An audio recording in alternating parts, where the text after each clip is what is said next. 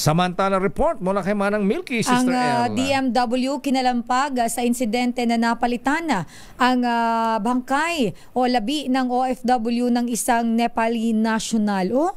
Nagkapalit, napalitan. Ay, Alam nga, grabe. Instead na yung alupit naman nun. Oo, lakay. Nakalakay sa kabaong. Pagdating dito, Ibang iba alaman. tao. Oo. Nako, alamin nga natin ang detalye nito mula kay RH12, Milky Rigunan. Manang Milky. Sister El at Lakay, dapat may managot na mga opisyal ng gobyerno at magsagawa ng masusing investigasyon. Gate ito ni Gabriela, Women's Party List Representative Arlene Brosas, matapos maipagpalit ang bangkay ng OFW na si Jenny Sanchez Alvarado, kalabi ng isang domestic helper mula sa Nepal. Si Alvarado at ang naturang Nepali national ay kapwa mga domestic helpers sa Kuwait. Gate ni Brosas, insulto ito sa dignidad ng ating mga OFW at ng kanilang pamilya. Tanong pa ni Brosas, paano nangyari na ang bangkay ng isang Nepali national ang naiuwi sa Pilipinas, samantalang ang pamilya Alvarado ay naghihintay sa kanilang ina.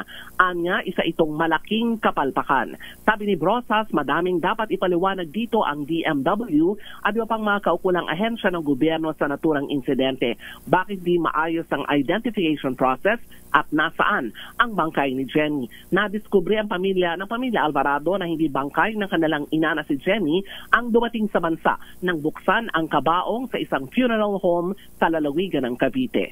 Ako si Milky Rigunan para sa DCRH. Yes, Akay. Sino ang papalit kay Congressman Saldico bilang chairman ng Appropriations Committee? Nako, wala pang balita, Lakay, pero nagulat kami kahapon kasi nagbalik nga ang sesyon, hindi ba?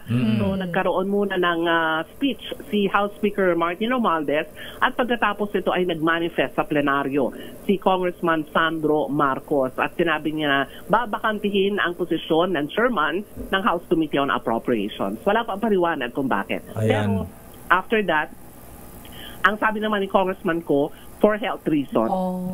Kanyang rason. Pero bakit di si Congressman Sandro Marcos ang nagsabi?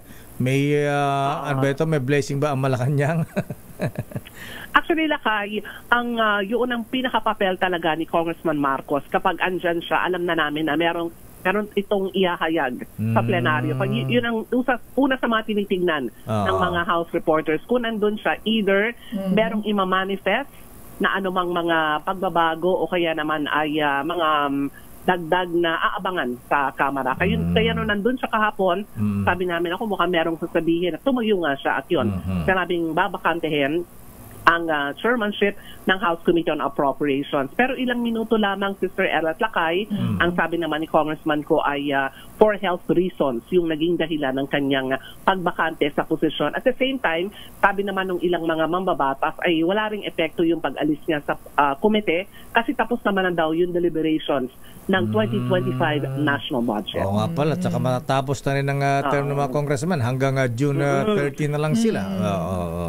Tama, Lakay. Kaya sabi nga ay wala naman daw impact kahit daw nabakante ang posisyon ng chairman ng House Committee on Appropriations.